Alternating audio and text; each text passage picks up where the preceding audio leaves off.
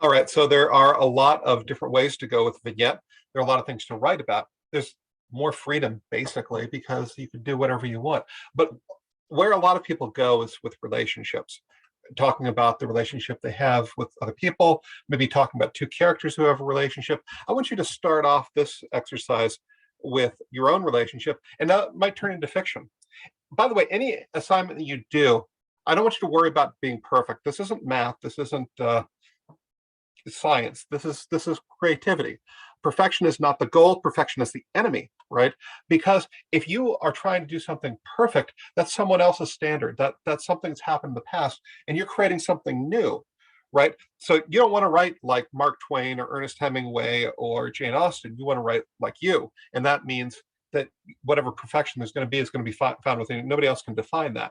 So perfection is not the goal. Perfection is the enemy. Okay, so in this first one, we're going to take a look at relationships. And I want you to think about just a friend that you have, just the first friend that comes to mind. I just said, think of a friend. You thought of somebody right there. Um, what I want you to do is think about the first time that you can remember that you understood that person was your friend.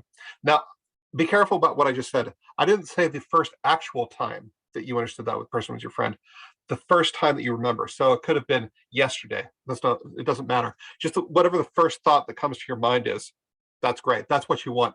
Why is that what you want? Because there's a reason that you remembered that, right? When I said that, there's a reason that your mind went to that place. It's like, oh yeah. So I'm thinking about my relationship with my friend Lloyd, who I used to work with.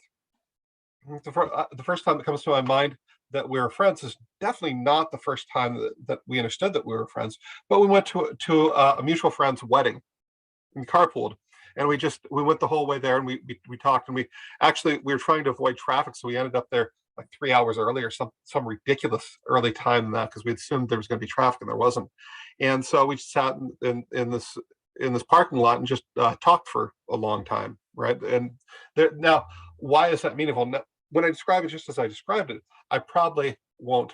That's not interesting. However, if I get into the details, this happened at a church, and it was a church that I had gone to at one point, and I'm like explaining to him what's going on, what these different things are, and he comes from a completely different culture, and he was explaining what the differences were in his culture, and that was really interesting. That'd make for a very interesting conversation. So this is what I want you to do: is just think about that first time that comes to your head that you understood this person was your friend, you did friendship kind of things, and write about that moment, just like what happened. Now, as you're going along, you're probably going to realize, oh, this is the reason I remembered it, is this is how our relationship changed, this is how it deepened.